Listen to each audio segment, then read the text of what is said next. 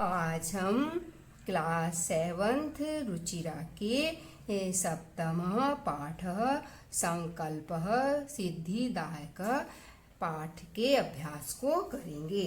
पहला अभ्यास है उच्चारणम कुरुत। अभवत, अकथयत, अगच्छत, न्यवेदयत, अपूजयत, स्वपिति, तपति, प्राविशत, अवदत्, वदति स्म, वसति स्म, रक्षति स्म, वदति, चरति स्म, करोति स्म, गच्छति स्म, अकरोत्, पठति स्म। दूसरा अभ्यास है उदाहरणम अनुसृत्य रिक्त स्थानानि पूरयत, कि उदाहरण के अनुसार रिक्त स्थानों को पूरा करिए।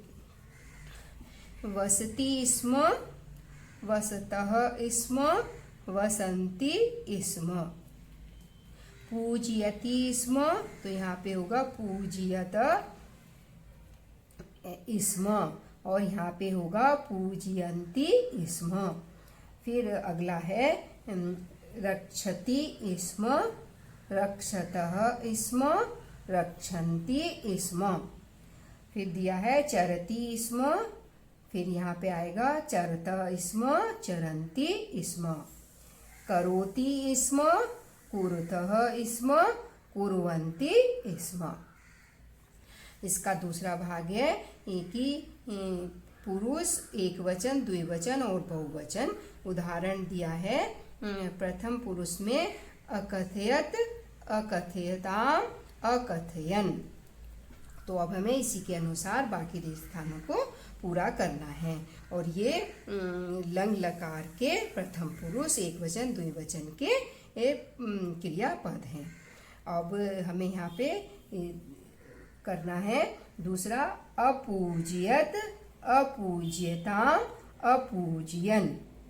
फिर अरक्षत, अरक्षताम, अरक्षत।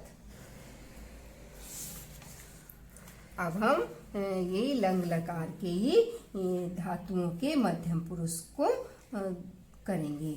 मध्यम पुरुष का उदाहरण दिया है अवसः, अवस्तम, अवसत। अपूज्यः, अपूज्यतम, अपूज्यत। अचरः, अचरतम, अचरत। अब उत्तम पुरुष के एकवचन, द्विवचन और बहुवचन के क्रियापद देखते हैं। उदाहरण है अपठम, अपठाव, अपठाम। लिखम, अलिखाव, अलिखाम। अरचम, अरचियाव, अरचियाम। अगला अभ्यास है प्रश्नानाम उत्तराणि एक पदेन लिखत। प्रश्नों के उत्तर एक पद में लिखिए। पहला प्रश्न है तपः प्रभावात के सखाया जाता। तपस्या के प्रभाव से कौन मित्र हो गए? तो हमारा उत्तर पद है हिंस पशुः, कि हिंसक पशु। पार्वती तपस्यार्थम कुत्र अगच्छत। पार्वती तपस्या के लिए कहाँ गई? तो हमारा उत्तर पद है गौरी शिखरम, गौरी शिखर पर। क शमशाने वसति, कौन शमशान में रहता है? उत्तर पद है शिव। शिव नंदाम श्रुत्वा का क्रुद्धा जाता। शिव की निंदा को श्रुत्वा सुनकर कौन क्रोधित हो जाती है? तो उत्तर पद है पार्वती। वटु रूपेण तपोवनः का प्राविशत। ब्रह्मचारी के रूप में तपोवन में कौन प्रवेश करता है? तो उत्तर पद है हमारा शिव। अगला अभ्यास है कह, का, कम, काम प्रति कथयति। किसने कहा और किसको कहा? उदाहरण है यथा वत्से तपः कठिनम भवति। हे बेटी तपस्या कठिन होती है। ये माता ने कहा और पार्वती को। दूसरा है अहम तपः एव चरिष्यामि, मैं तपस्या ही करूंगी। ये पार्वती ने कहा मातरम माता को। अगला है मनस्वी कदापि धैर्यम न परित्यजति, कि महान लोग कभी भी धैर्य को नहीं त्यागते हैं। ये पार्वती ने कहा विजयाम को। अर्पणा इति नामना त्वं प्रथिता, अर्पणा इस नाम से तुम प्रसिद्ध हो। ये विजया ने कहा पार्वती को। पार्वती ही प्रीतो अस्मि तव संकल्पेन, हे पार्वती प्रसन्न हूँ, मैं प्रसन्न हूँ तुम्हारे संकल्प से। ये वटु ने कहा पार्वती को। शरीरमाद्यम खलु धर्म साधनम, निश्चय ही धर्म का पहला साधन शरीर है। किसने कहा? वटु ने पार्वती को। अहम तव कृत दासो अस्मि, मैं तुम्हारा खरीदा हुआ सेवक हूँ। ये वटु ने कहा, यानी शिव ने पार्वती को। अगला प्रश्न है प्रश्नानाम उत्तराणि लिखत, प्रश्नों के उत्तर लिखो।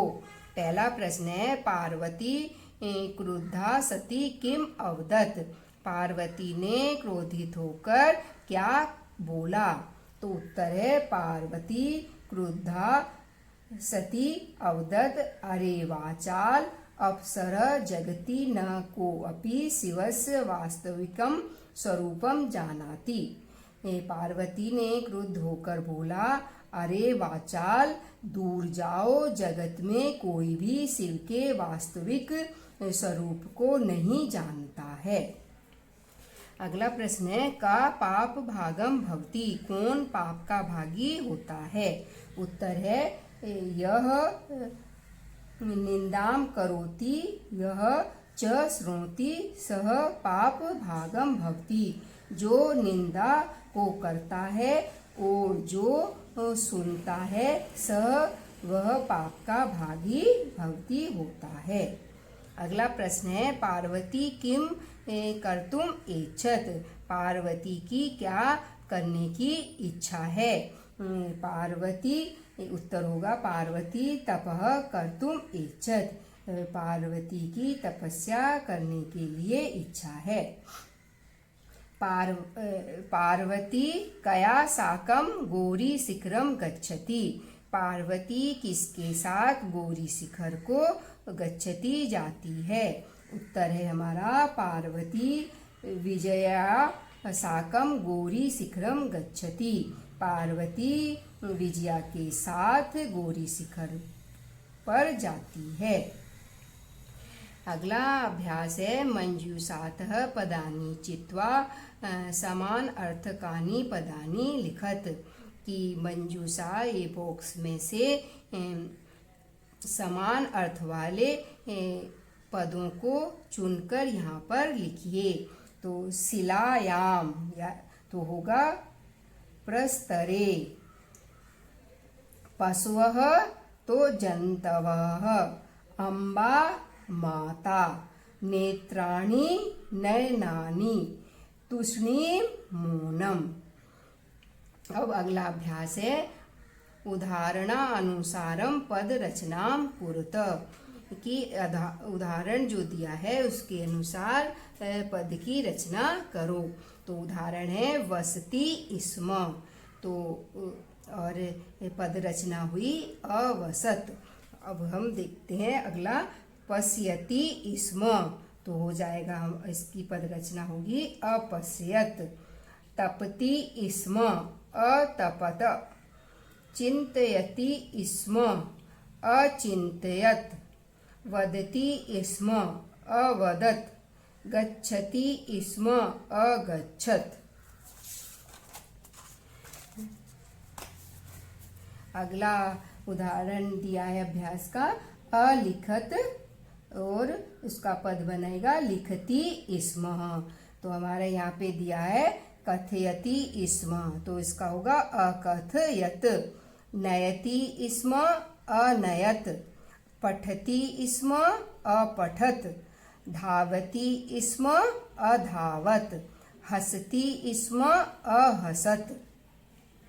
अब ये स्म के बारे में थोड़ा देखते हैं कि जब वर्तमान काल की धातुओं के साथ, यानी लट लकार, संस्कृत में लट लकार के साथ स्म का प्रयोग होता है, तब वह धातुएं भूतकाल की लंग लकार की क्रिया का अर्थ प्रकट करती हैं। जैसे स पठति स्म, तो यहाँ पे पठती जो है लट लकार की क्रिया है और स्म लगने से वो लंग लकार यानी भूतकाल की क्रिया का अर्थ प्रकट करती है। जैसे स पठति स्म, वह पढ़ता था। गच्छति स्म, जाता था। तो ये हमारा बच्चों 7वें पाठ का अभ्यास पूर्ण हुआ। इससे संबंधित आपके कोई भी सवाल हैं तो आप नीचे कमेंट्स में लिखकर पूछ सकते हैं।